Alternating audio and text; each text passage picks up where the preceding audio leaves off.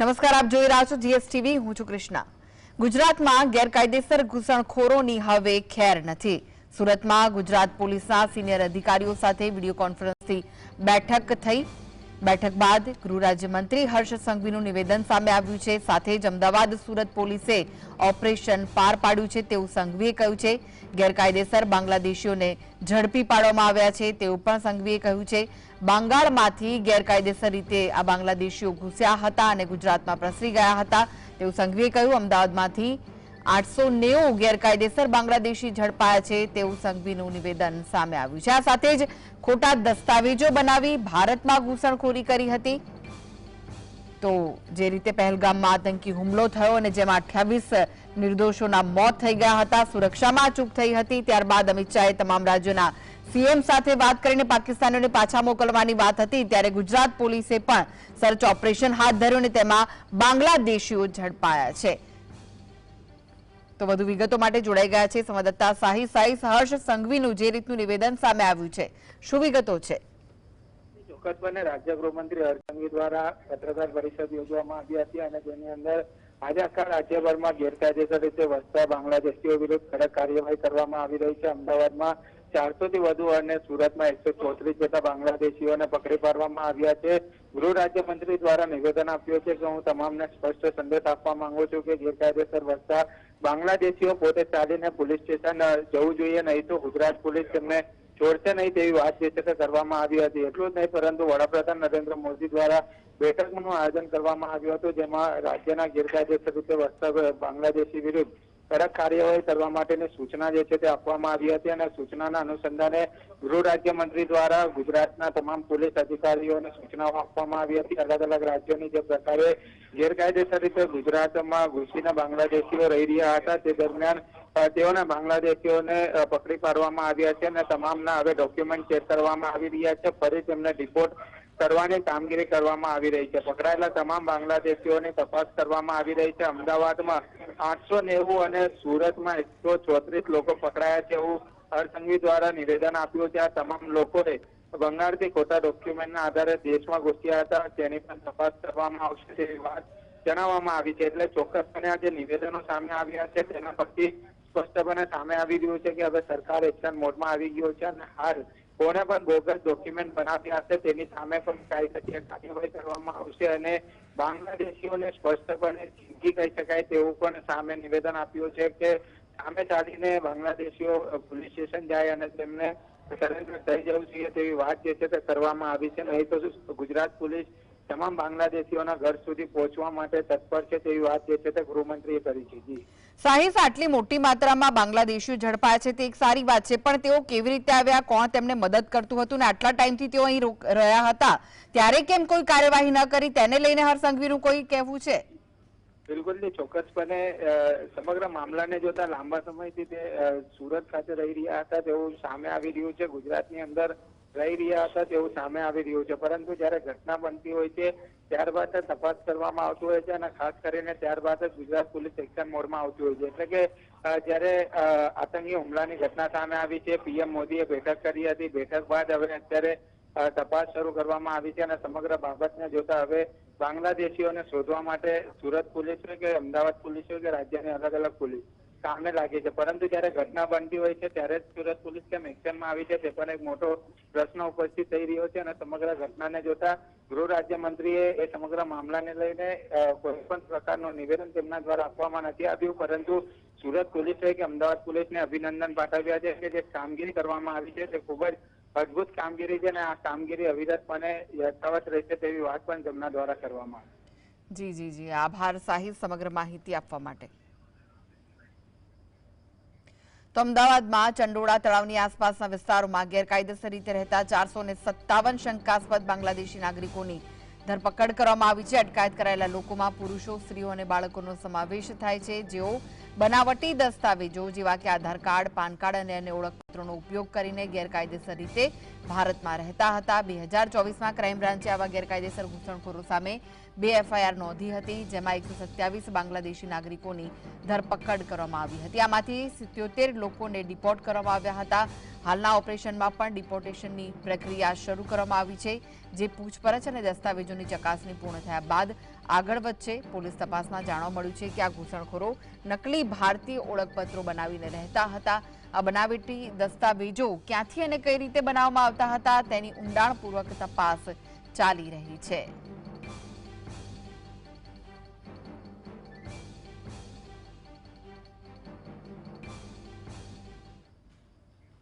તો એક મહત્વના સમાચાર મળી રહ્યા છે, નજર કરી લઈએ તેના પર. પહેલગામમાં આતંકી હુમલા બાદ સુરત પોલીસ એલર્ટ મોડમાં જોવા મળી રહી છે. સુરતમાં અનેક વિસ્તારોમાં સર્ચ ઓપરેશન હાથ ધરાયું છે. સુરત શહેર ડીસીબી અને એસઓજીએ કાર્યવાહી હાથ ધરી છે. તો સુરત શહેરમાંથી 100 થી વધુ બાંગ્લાદેશી લોકોની અટકાયત કરવામાં આવી છે.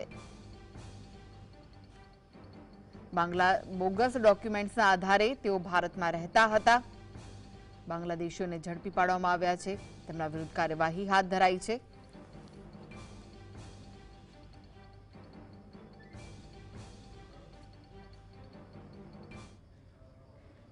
તો બાંગ્લાદેશીઓ કેવી રીતે ઘૂસણખોરી કરે છે તેના પર જો નજર કરીએ આપણે, તો ગેરકાયદેસર પશ્ચિમ બંગાળની બોર્ડર ક્રોસ કરીને આ બાંગ્લાદેશીઓ ભારતમાં પ્રવેશ્યા હતા. બાંગ્લાદેશીઓ હાવડા પહોંચી સુરત આવ્યા હોવાનું ચર્ચાઈ રહ્યું છે. સૂત્રો તરફથી એ પણ જાણવા મળ્યું છે કે ₹15,000 આપીને બાંગ્લાદેશની બોર્ડર ક્રોસ કરી હતી. બોર્ડર ક્રોસ કરી બાંગ્લાદેશીઓ પશ્ચિમ બંગાળમાં ઘૂસ્યા હતા. તો સાથે જ શહેર પોલીસે તમામનું ક્રોસ વેરિફિકેશન ચેકિંગ પણ હાથ ધર્યું છે. જે ડિટેન કરાયેલા છે તે તમામ બાંગ્લાદેશીઓ મજૂરી કરતા હતા. અહીં રહીને તેઓ મજૂરી કામ કરતા હતા તેવી પણ વિગતો સામે આવી છે.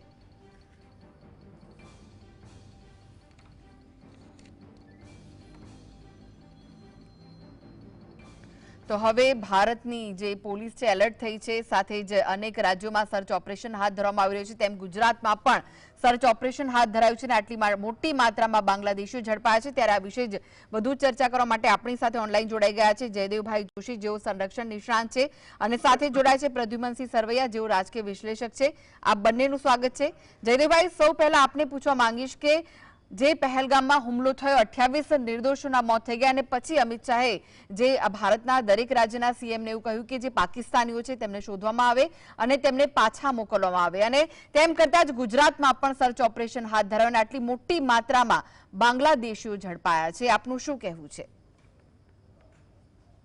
નમસ્કાર, મારો અવાજ પહોંચે છે આપને સુધી? જી હા, પહોંચી રહ્યો છે. જી જી. જે પહેલગામ વાળો હુમલો થયો એ અત્યંત ક્રૂરતાપૂર્ણ હતો, કાયરતાપૂર્ણ હતો, અને આપણી સંવેદનાઓ એમાંથી હતાહત થયેલ લોકો સાથે છે એ ચોક્કસ રહેવાની.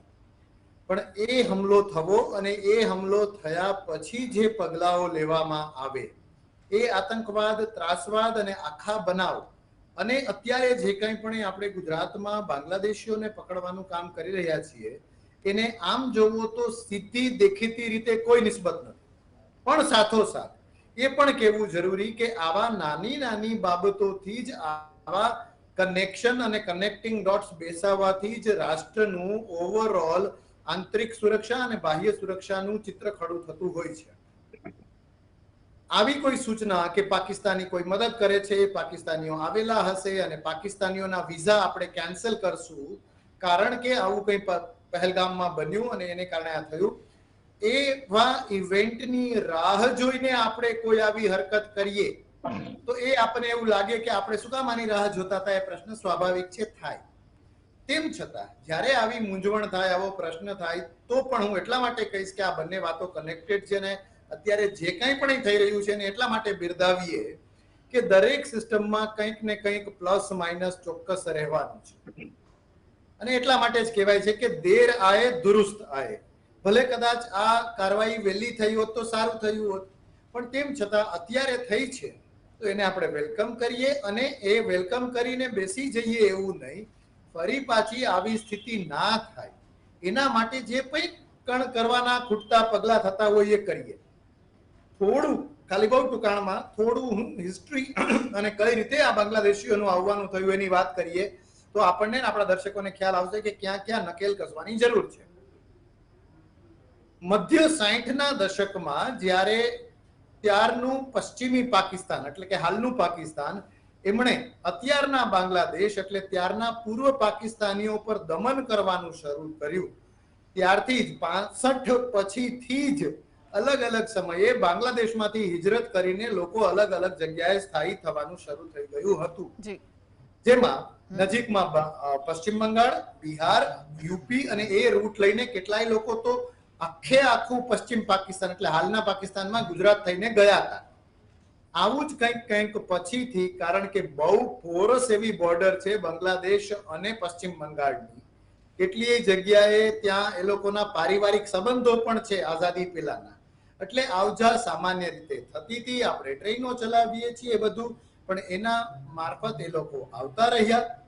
સારા જોબ રોજગાર એ ઓપોર્ચ્યુનિટી શાંતિ સમૃદ્ધિ માટે આવતા રહ્યા. ક્યાંક એમને નબળું મળ્યું તો એ રેશન કાર્ડ બનાવતા માંડ્યા, આધાર કાર્ડ બનાવતા થયા અને આંતરિક અને બાહ્ય સુરક્ષા છોડો સામાન્ય ટેક્સ પેયરના જે હકો છે રાશન કાર્ડ અને બાકી બધું એના પર પણ આવી રીતે આવીને ગેરકાયદેસર રીતે રહેતા લોકો એ ભારણ જ છે આપણા દેશના અર્થતંત્ર ઉપર ભારણ છે. એટલે જ્યારે ક્યારે પણ આ નિર્ણય લેવાનો છે આપણે એને આવકારીએ અને ફરી પાછી આવી સ્થિતિમાં ન મુકાઈએ કે હજારો લોકોને કાઢવા પડે એનું સ્થિતિનું નિર્માણ આપણે સૌએ કરવું જોઈએ. જી પ્રદ્યુમનસિંહ, અત્યાર સુધીનું ઘૂસણખોરોને પકડવા માટેનું ગુજરાત પોલીસનું સૌથી મોટું ઓપરેશન ગયા વર્ષે પણ અમદાવાદમાંથી 120 કરતા વધુ બાંગ્લાદેશી ઝડપાયા હતા ત્યારે શું કહેવું છે આપનું? જી, સરકાર માટે આ મોટું ઓપરેશન કદાચ ગણાતું હશે પરંતુ જે રીતના ઘૂસણખોરો બાંગ્લાદેશીઓ રાજ્યમાં અને દેશમાં છે એમાં તો આ કદાચ પાછેરામાં પહેલી પૂણી એમ કહી શકાય. આપણે વર્ષોથી આપણે ખ્યાલ છે માત્ર અમદાવાદની જ વાત કરીએ તો ચંડોળા તળાવે બાંગ્લાદેશીઓની વસાહત તરીકે પ્રખ્યાત છે પરંતુ જ્યારે આવા બનાવો દેશમાં કોઈ બને છે આ યુદ્ધ લેવલના કોઈ રાષ્ટ્ર વિરુદ્ધના ત્યારે જ સરકારને આ બાંગ્લાદેશીઓની ધરપકડ કરવાનો કે બાંગ્લાદેશીઓ હોવાનું ખ્યાલ આવે છે અને અત્યારે આ બધા પકડવાની બધી જે વાત થઈ છે પરંતુ જો સરકાર આને કાયમી એક મિશન રાખે, લાંબા ગાળાનું મિશન રાખે પકડવાની, આ લોકોને બાંગ્લાદેશીઓ ઘૂસણખોરોને પકડીને પછી એને મૂળ ગંતવ્ય સ્થાન સુધી પહોંચાડવાની જે પ્રોસેસ છે એ પૂર્ણ કરે, એમને પરત મોકલવાની, ત્યારે આ સાચું કામ થયું એમ કહેવાય. બાકી તો રાજ્યના ક્યાં નાના મોટા શહેરમાં બાંગ્લાદેશીઓ નથી રહેતા એ મોટો પ્રશ્ન છે. દરેક નાના શહેરમાં બાંગ્લાદેશીઓ પહોંચી ગયા છે. પૂરા દેશની વાત કરીએ તો લગભગ 4 કરોડથી વધુ બાંગ્લાદેશીઓ ભારતમાં છે ગેરકાયદેસર ઘૂસણખોરો. અને જે બોર્ડર વિસ્તારો છે પશ્ચિમ બંગાળ છે, આસામ છે, ત્યાં તો અનેક ગણી એમની સંખ્યા છે કારણ કે આખી ચેનલથી ચાલે છે, બહુ સુવ્યવસ્થિત ચાલે છે પ્લાનિંગ સાથે. એ માત્ર 2000 રૂપિયાના ખર્ચથી એમનું આધાર કાર્ડ સૌથી પહેલા નીકળી જાય છે અને આધાર કાર્ડમાં જે જરૂરી છે ત્યાંના સ્થાનિક કોર્પોરેટરની કે કોઈની ઓળખની એ પણ એમને ઇઝીલી મળી જાય છે અને પછી ત્યાંથી જે કોઈ નજીકના મોટા શહેરો હોય ત્યાંની મસ્જિદોમાં એમને સૌથી પહેલા પહોંચાડવામાં આવે છે. પછી ત્યાંથી એમને નજીકના નાના શહેરોમાં એમને અમુક વર્ષો સુધી અમુક સમય સુધી છુપાવીને એને રોજગારી આપવાની વ્યવસ્થા કરવામાં આવે છે અને પછી નિરંતર ત્યાંથી એમની જે આપણી ગેરકાયદેસર ઓળખ કાર્ડની યાત્રા ચાલુ થાય છે. પછી પાન કાર્ડ પણ નીકળે છે, રેશન કાર્ડ સુધી પણ નીકળે છે, ચૂંટણી કાર્ડ પણ નીકળે છે અને જેને લીધે દેશની અનેક જિલ્લાઓમાં ડેમોગ્રાફી પણ બદલાય છે. જે રીતે આપણે વાત કરી કેપ્ટનશ્રીએ કે દેશના ભાગલા પડ્યા ત્યારે આજની લઘુમતી એટલે કે મુસ્લિમ સમાજની દેશમાં વસ્તી 8% જેવી સમથિંગ હતી, આજે 20% છે અને એની સામે ત્યાંના લઘુમતી પાકિસ્તાન અને બાંગ્લાદેશના ત્યાંથી વિપરીત છે. 10 થી 12% સુધીના જે ત્યાંના લઘુમતી એટલે હિન્દુ સમાજ હતા એ અત્યારે 3 થી 4% ને 2% સુધી સીમિત આવી ગયા છે. હલો, હાજી. એટલે એ જે બદલાવ છે એ સીધો ખુલ્લો દેખાય છે અને વેસ્ટ બેંગાલ ને આસામના અમુક જિલ્લાઓમાં તો જોઈએ તો આ બદલતી ડેમોગ્રાફી જે જોઈ છે, ત્યાંના મુસ્લિમ સમાજની વસ્તી છેલ્લા 15 વર્ષમાં ડબલ થી પણ વધુ થઈ છે. જે માત્ર 15% જિલ્લામાં વસ્તી હતી, 35%, 40% સુધી થઈ છે. આમાં દરેક જગ્યાએ રોલ છે એ બાંગ્લાદેશીઓ, ગેરકાયદેસર બાંગ્લાદેશીઓની ઘૂસણખોરીનો છે.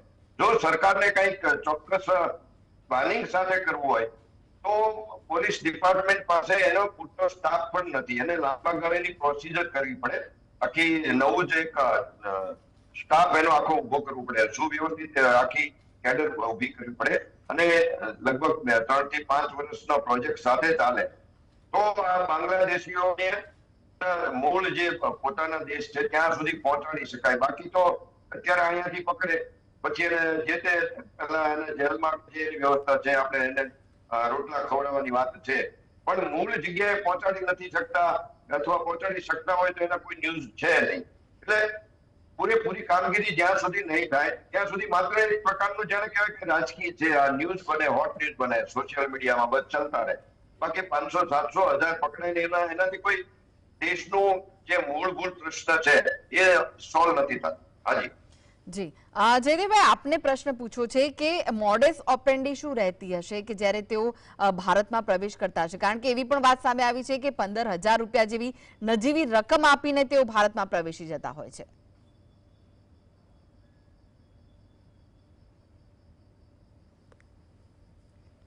જયદેવભાઈ, આપના સુધી અવાજ પહોંચી રહ્યો છે? જો આ વાત સાચી હોય અને આટલા સસ્તામાં જો આ લોકો આવતા હોય તો ખરેખર આ એક એવો મુદ્દો છે જેના પર આપણે અંતર મંથન કરવું જોઈએ. અને જો આ કામ થતું હોય તો આમાં કેટલા લોકો સામેલ હશે?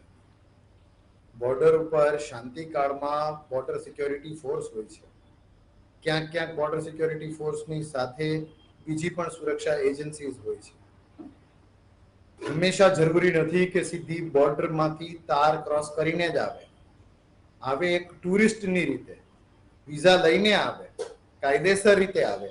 અને જીએસટીવી ના માધ્યમથી આપણે આપણા સર્વે દર્શકોને એ પણ કહીએ કે દરેક બાંગ્લાદેશી છે એ ખોટો છે એવું નથી. ખોટી રીતે, ગેરકાયદેસર રીતે ઘૂસણખોરી કરીને આવેલો બાંગ્લાદેશી છે એ ગેરકાયદેસર છે અને એ ખોટો છે એવું પણ બનતું હોય છે. મોડસ ઓપરેન્ડી, આવી જ મોડસ ઓપરેન્ડી યુરોપમાં અને અમેરિકાના દેશોમાં, કદાચ બીજા કેટલાય લોકો ગેરકાયદેસર રીતે ગયેલા ભારતીયો પણ આપણે આવું જ કરતા હોય છે કે જાય પ્રોપર જેન્યુઅન વિઝા લઈને, ટ્રાવેલ વિઝા લઈને, પણ એક જેમાં કહેવાતું હોય છે ઓવરસ્ટે કરે. ઓવરસ્ટે કરવો એટલે વિઝા પૂરો થઈ ગયા પછી પણ ત્યાં રોકાઈ જાય. એનું ચેકિંગ અલગ લોકોએ કરવાનું છે. વિઝા પૂરા થયા પછી નીકળી જવો જોઈએ, વિઝા હોય એ દરમિયાન પણ શું કરવું એ અલગ લોકોએ કરવું છે. તો માત્ર ને માત્ર એવું નહીં કહી શકાય કે બોર્ડર થી જે નીકળે છે અને ત્યાં જ કંઈક પોલું છે. તો આ પણ એક બીજો રસ્તો છે ને આમાં સામેલ ઘણી બધી એજન્સીઝ છે. તો મોડસ ઓપરેન્ડી એક સીધી બોર્ડરમાંથી ખોટી રીતે આવવાની એ એટલા માટે ઘણી વખત શક્ય બની જતી હોય છે ખોટી રીતે કે કાંટાળી તાર છે, ક્યાંક ક્યાંક તૂટી જાય છે, ક્યાંક ક્યાંક ભૌગોલિક પરિસ્થિતિ એવી હોય છે કે કાંટાળી તાર વરસાદના કારણે, પૂરના કારણે, ભૂસ્ખલનના કારણે, બીજી કોઈ તકલીફોના કારણે ત્યાંથી નીકળવું આસાન બની જાય. ક્યારેક જો આપ વાત કહો છો ને એ વાત સાચી હોય તો કાંઈ લેનદેન થઈને પણ આ થતું હોય. ત્રીજો જે મોડસ ઓપરેન્ડીની વાત જોઈએ કે આવવાનું ગેરકાયદેસર રીતે અને પછી આખી વસ્તુને ગેરકાયદેસર કરવી, આ થતું હોય છે. આનાથી વધારે એક વાત કહું, બાંગ્લાદેશ છે એ નદીઓનો દેશ છે એમ કહેવાય છે ને. 71ની લડાઈમાં આપણે એ જોયું હતું.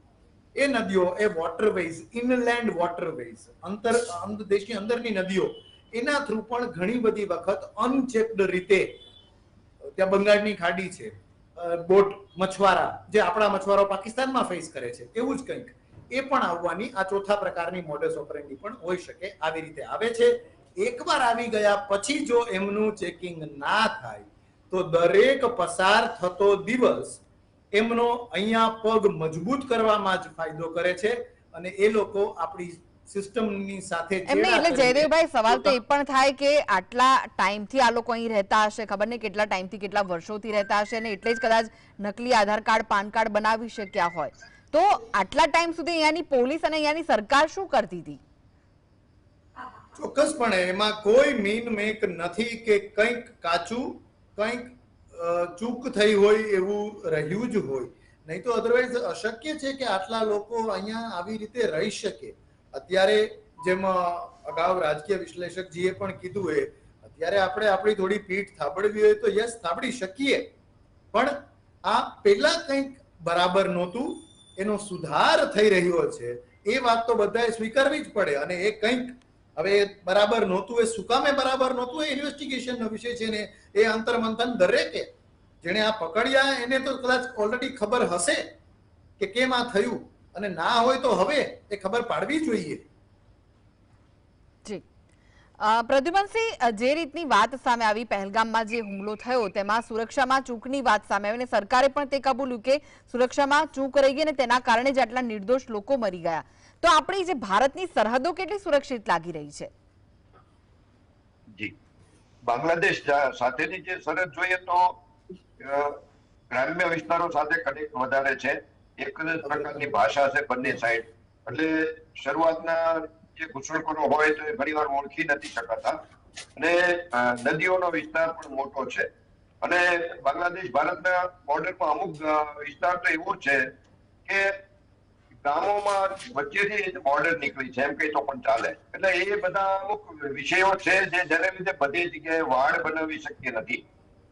નદીઓમાં પણ વાડ બનાવવી શક્ય નથી. અને મેઇન કોમન ભાષા છે એટલે એને લીધે ઓળખી નથી શકાતા. એટલે ત્યાંથી આ વધારે પડતી ઘૂસણખોરી થાય છે.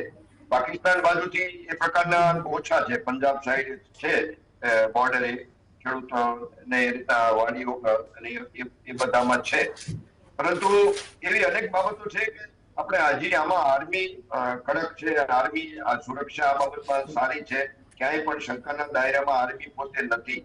પરંતુ જે અંદરનો વહીવટી છે આપણા જે અલગ અલગ ડિપાર્ટમેન્ટ જે આમાં ઓળખાણનું હોય છે, પોલીસ ડિપાર્ટમેન્ટનો રોલ હોય છે, સામાજિક રોલ હોય છે, સ્થાનિક લોકોનો રોલ હોય છે, એ એવા અનેક બાબતો શંકાના દાયરામાં છે કે ક્યાંક ને ક્યાંક ભ્રષ્ટાચાર થકી આ ઘૂસણખોરો અહીંયા આવવામાં અને અહીંના ઓળખાણ મેળવવામાં સફળ થાય છે.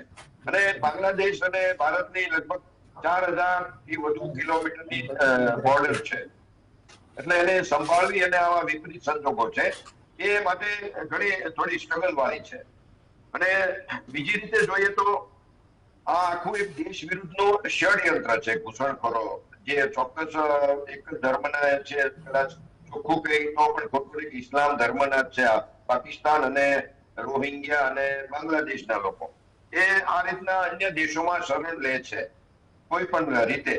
અને યુરોપી કન્ટ્રીમાં પણ આ રીતના ઇસ્લામિક દેશોમાંથી શરણ લે છે શરણાર્થીઓ, આ રીતે ગેરકાયદેસર અથવા કાયદેસર કોઈ પણ રીતે. પરંતુ એક વાત ચોક્કસ ઉડીને આંખે વળગે છે, એ શરણાર્થીઓને કોઈ ઇસ્લામિક કન્ટ્રી શરણ નથી દેતા. અન્ય દેશો હોય ત્યાં શરણ લેવાની પસંદ કરે છે અથવા એ લોકો જ શરણ આપે છે. એટલે એનો મતલબ કે પછી એની મનસા કેવી હોય કે શા માટે કઈ રીતની હશે એ છે. એને એ રીતના ગેરકાયદેસર ઘૂસણખોરીને જે તે દેશને કઈ રીતે આર્થિક રીતે, સામાજિક રીતે કે અન્ય રીતે કઈ રીતે એને નબળો પાડવો એક પ્રકારનું આ ષડયંત્ર પણ છે એવું દેખાય છે. હાજી જી જયદેવભાઈ, જે બાંગ્લાદેશીઓને હાલમાં તો પકડી પાડવામાં આવે છે, પછી અમદાવાદ હોય કે સુરત હોય, તો તેમને પાછા મોકલવાની કાર્યવાહી કેવી રીતે થતી હોય છે? શું બધા જેટલા પકડાય છે તે તમામને પાછા મોકલી દેવાશે? મોકલી તો દેવા જ જોઈએ. કાયદેસર તો એ જ થવું જોઈએ. જો એ પોતે ગેરકાયદેસર છે, એ પોતે સ્વીકારે છે કે આપણી એજન્સી એને પકડે છે કે કંઈ પણ વિવાદાસ્પદ પણ છે, તો મોકલી દો. મોકલી દેવા જોઈએ, મોકલવા જોઈએ. બાંગ્લાદેશે એને સ્વીકારવા જોઈએ, વચ્ચે લટકાવવા ન જોઈએ. અને આનો તાજેતરનો જ પ્રેસિડેન્ટ આપણે જો કહીએ કંઈ આવો બનાવ જો હમણાં તાજેતરનો જોઈએ તો આપણે કેવી રીતે ક્યારેક આપણે દુઃખ થાય, શરમ આવે, એવી રીતે આપણા ભારતીયોને પાછા આવતા જોયા છે ત્યાંથી. તો યસ, જાગ્યા ત્યારથી સવાર જો પકડાણા છે તો તાકીદે અને વહેલામાં વહેલી તકે, અને કદાચ હું તો ત્યાં સુધી કહીશ કે બાંગ્લાદેશી સરકારને થોડા મીઠા ઠપકા સાથે કે આવું ન થવા દો, તમે પણ ધ્યાન રાખો, તમારા નાગરિકો ઉપર ધ્યાન રાખો, જેવું અમેરિકાએ આપણને આવા ઠપકા સાથે પાછા મોકલવા જોઈએ. પણ જયદેવભાઈ, ઘણી વખત એવું પણ થતું હોય છે, આ પહેલા પણ એવું થઈ ચૂક્યું છે કે અહીંયાથી આપણે ડિપોર્ટ કર્યા હોય પરંતુ બાંગ્લાદેશી સરકાર જ તેમને સ્વીકારવાનો ઇનકાર કરી દેતી હોય છે, ત્યારે શું થતું હોય છે આવા નાગરિકોનું? આવું જ્યારે થાય છે ત્યારે કેટલાય દેશોને, ખાસ કરીને યુરોપમાં આવી કન્ડિશન જાજી છે એ પેલો રેફ્યુજી કે બીજી એક ટર્મ એના માટે વપરાય છે ઇમિગ્રેશન શેલ્ટર. એ એક ઇમિગ્રન્ટ તરીકે કે મારા ઉપર પરસિક્યુશન થતું હતું, એટલે કે મારું ઉત્પીડન થતું હતું, મારા ઉપર જુલમ ગુજારવામાં આવતો હતો મારા દેશમાં, ને એટલે હું અહીંયા આવ્યો છું એવી જુબાની આપવાની થાય અને પછી એને રેગ્યુલરાઇઝ કરીને એને નાગરિકતા અથવા બીજું કોઈ સ્ટેટસ અથવા visitor status, immigrant status, refugee status, આવા અલગ અલગ સ્ટેટસ અપાતા હોય છે. આવું યુરોપના ઘણા દેશોમાં થાય છે. આપણે ત્યાં આ પ્રકારની કોઈ સિસ્ટમ નથી. કદાચ એ સિસ્ટમને આપણે ઈજાદ કરવી પણ ના જોઈએ, પણ જો બાંગ્લાદેશ એને સ્વીકારવાની તૈયારી ના બતાવે તો એને કેવી રીતે હેન્ડલ કરવું, એના માટે નવેસરથી બાંગ્લાદેશને સાથે બેસાડીને, બાંગ્લાદેશ આપણું સાર્ક દેશોનું મિત્ર પણ છે, તો એને સાથે બેસાડીને બીજું કંઈ પણ કરીને આનો કદાચ જરૂર પડે તો નિયમો બનાવવા જોઈએ, કાનૂન બનાવવા જોઈએ, સમજૂતી કરવી જોઈએ અને મંત્રીમંડળની ચર્ચા એ લેવલે કરવી પડે વિદેશ પ્રધાન સાથે, ગૃહપ્રધાન સાથે, તો એ પણ કરવું જોઈએ. જી પ્રદ્યુમનસિંહ, હાલમાં તો જે પોલીસે કાર્યવાહી કરી છે, આટલી મોટી માત્રામાં જે બાંગ્લાદેશીઓને ઝડપી પાડ્યા છે અને હવે તેમની તપાસ થઈ રહી છે, તેમના ડોક્યુમેન્ટની તપાસ થઈ રહી છે, પરંતુ શું આ પહેલા પોલીસને ખબર નહીં હોય કે અહીંયા ચંડોળા તળાવ પાસે આટલા વર્ષોથી બાંગ્લાદેશીઓ રહે છે, વટવામાં રહે છે, ઈશનપુરમાં રહે છે, અને ખબર છે તો પછી કેમ તાત્કાલિક પગલાં નથી લેતી પોલીસ? એટલે પોલીસની પણ સંડોવણી સામે આવે છે કે ખબર હોવા છતાં પણ આંખ આડા કાન કરે છે. પોલીસની પોતાની જવાબદારી સંપૂર્ણ તો નથી એમ આપણે કહીએ તો ના. એક તો એમની પાસે સ્ટાફની પણ ખામી છે અને આ પ્રક્રિયા ઘણીવાર ઓળખકાર્ડ જે હોય છે, ડુપ્લિકેટ જેને ઓળખકાર્ડ, એને પછી સાબિત કરવાની લાંબી પ્રક્રિયા છે અલગ અલગ ડિપાર્ટમેન્ટમાં. પછી મહેસૂલ વિભાગ છે, મામલતદાર ઓફિસ છે, અલગ અલગ એ જે છે, ચૂંટણીનો ઓળખકાર્ડ હોય તો ચૂંટણી જે પંચ છે એમાં એ બધી પ્રોપરમાં એની ચેનલમાં જવા માટે અન્ય ડિપાર્ટમેન્ટનો પણ સાથ હોવો જોઈએ. એ અન્ય ડિપાર્ટમેન્ટના કર્મચારી પણ જોઈન હોવા જોઈએ, ત્યારે સાબિત થઈ શકે એવી આ સ્માર્ટ પેનલ છે, ચેનલ છે આખી, કે ડુપ્લિકેટ ઓળખકાર્ડ કરીને કઈ રીતે દેશના નાગરિક બની રહ્યા છે. એટલે માત્ર પોલીસને તો આપણે જવાબદાર ન ગણી શકીએ, પરંતુ આને માટે સરકાર સજાગ છે ચોક્કસ, અને એના માટે જ NRC CAA નો જે કાયદો લાવવામાં આવ્યો છે અને એમાંથી જ જે આ ઘૂસણખોરો ખુલ્લા પડે એ પ્રકારનો સરકારના આખા પ્રયાસ છે. પરંતુ એ પણ આપણે જોયું કે દેશમાં અનેક જગ્યાએ આ કાયદાનો વિરોધ થયો અલગ બહાને, અન્ય બહાને, અને આમાં કદાચ ઘૂસણખોરોને પાછળ બેકિંગ આપતા હોય, સહકાર આપતા હોય એ પ્રકારના વિરોધો દેશભરમાં થયા, જેને લીધે ઘૂસણખોરોની સલામતી પણ વધી રહે એ પ્રકારના આપણે જોયા, દેખાવો પણ જોયા. એટલે જે દેશની અંદર રહેલી આપણી સિસ્ટમની અનેક ખામીઓ, અમુક ભ્રષ્ટાચાર અને એક રાષ્ટ્ર તરફે જે માનસિકતાની ક્યાંક ને ક્યાંક ખામીઓ, જેને લીધે આ ઘૂસણખોરી થઈ રહી છે. અને બાંગ્લાદેશની સાથે સમજણથી કોઈ પણ સંજોગોમાં હું માનું છું ત્યાં સુધી એ પ્રયાસ સફળ થાય નહીં. જબરજસ્તી કરવી પડે કે તમારા નાગરિકો છે અને તમારે રાખવાના જ છે, નહીતર એની કોઈ પણ જાતની જે બીજી જબરજસ્તી કરવી પડે, એમાં પછી માનવી વાતો આવે, અનેક પ્રકારની વાતો આવે, શાંતિની વન સાઈડ શાંતિની વાતો, એને હવે આપણે ભારત દેશે એ પોતા એકલાએ શાંતિની વાતો કરવાની છે એવું હવે માનવું ન જોઈએ અને કડક નિર્ણય કરવા જોઈએ, જેથી કરીને આ જે મિશન છે પૂર્ણ સફળ થાય. હાજી જી જયદેવભાઈ, જે બાંગ્લાદેશી ઝડપાયા છે તેમના પાસેથી નકલી ડોક્યુમેન્ટ્સ મળે છે અને આ કદાચ નકલી ડોક્યુમેન્ટ્સના આધારે તેમણે પોતાની મિલકતો પણ વસાવી હશે, તો હવે તેમની મિલકતોનું શું થઈ શકે? બહુ સરસ પ્રશ્ન આપે પૂછ્યો છે, અને અગાઉ પણ જ્યારે ચર્ચા થતી હતી મારાથી થોડું મિસ થઈ ગયું, પણ જે ચર્ચામાં પણ વાત થઈ અને રાજકીય વિશ્લેષક પ્રદ્યુમનસિંહજીએ પણ જે વાત કરી ત્યારે મને આ ફરી પાછું યાદ આવ્યું. અને અત્યારે પ્રોપર્ટીનો પ્રશ્ન પૂછ્યો છો ત્યારે મને ખાસ કૃષ્ણાજી આ કહેવાનું થાય, એમણે મિલકતો તો યસ ખરીદી હશે, ખરીદી છે, એમણે અહીંયા લગ્નો પણ કર્યા છે અને લગ્નો પછી સંતાનો પણ છે, અને સંતાનો બોર્ન ઇન ઇન્ડિયા, ભારતમાં જન્મેલા, પ્રોપર ભારતનો કોઈ વ્યક્તિ હોય એવી રીતે રહેવાના અને એ કરવાનું શરૂ થઈ ગયું છે. સો યસ, આવું જ્યારે ક્યારે પણ થાય તો કદાચ ઓનલાઈન, મને બહુ ખ્યાલ નથી, પણ પાકિસ્તાનની રીતે જો વાત કરીએ તો બહુ ચર્ચિત પેલા લેડી જે પાકિસ્તાનથી આવીને રાજસ્થાનના કોઈ યુવક સાથે લગ્ન કર્યા, એમને પણ પાછા મોકલવાની વાત અત્યારે ઇન્ટરનેટમાં ને બધી રીતે ચાલી રહી છે. આ તો સાચી જો વાત જે છે. નિયમ છે જે નિયમ છે, જે કાયદો છે એ પ્રમાણે મિલકત હોય તો મિલકત, પરિવાર હોય તો પરિવાર, આપ ગેરકાયદેસર છો, આપની પાસે ડોક્યુમેન્ટ નથી તો જવું પડે તો જવું પડે, બાકીનું પછી હેન્ડલ કરશું. અને આ કરવા માટે અમેરિકામાં, યુરોપમાં અલગથી ડિટેન્શન સેન્ટર પણ છે. ડિટેન્શન સેન્ટર એટલે સીધે સીધી જેલ નહીં. યસ, આપણે ગેરકાયદેસર રીતે આવીને બધું કર્યું એ અપરાધી આપ છો એ ખરું, પણ હવે કઈ અહીંયા રાખીએ છીએ તો ગુના અને તમે સજા લો છો એવી રીતે નહીં, પણ બાકીના લોકોથી અલગ રાખવા માટે, માત્ર એવા ટૂંકા સમય માટે અલગ રાખવા માટે જ્યાં સુધી આ બધી બાબતોનો નિર્ણય નથી થતો. અને પછી એ કર્યા પછી હું કદાચ અઘરું લાગશે, આકરું લાગશે, પણ એવો શબ્દ વાપરું છું કે તગેડી મૂકવા જોઈએ. નિકાલ બહાર કરવા નહીં, એ ટૂંકા સમય તગેડી બહાર મૂકવા જોઈએ. ભલે પ્રોપર્ટી હોય, ભલે સંતાનો હોય, ભલે પરિવારો હોય, જે પણ થવું જોઈએ, જે કંઈ પણ ખૂટતું કરવું જોઈએ. અત્યારે આપણી પાસે પ્રાપ્ત હકીકતો આટલી છે, નવી હકીકતો અલગ ખુલશે, નવી વાતો અલગ આવશે, તો એના માટે પણ એના નિયમો બનાવીને જે કંઈ પણ ખૂટતું હોય એ કરવું જોઈએ. જી જયદેવભાઈ અને પ્રદ્યુમનસિંહ, આ બંનેનો આભાર સમગ્ર ચર્ચામાં જોડાવા માટે. તો હાલમાં તો પોલીસે કડક કાર્યવાહી કરીને જે બાંગ્લાદેશીઓ છે તેમને ઝડપી પાડ્યા છે, પરંતુ ઘટનાના 4 દિવસ પછી શું એવી ઘટના બનશે કે ભાઈ રાત ગઈને બાદ ગઈ, તે હવે જોવાનું રહેશે. આ સાથે જ આ બુલેટિનમાં બસ આટલું જ. નમસ્કાર.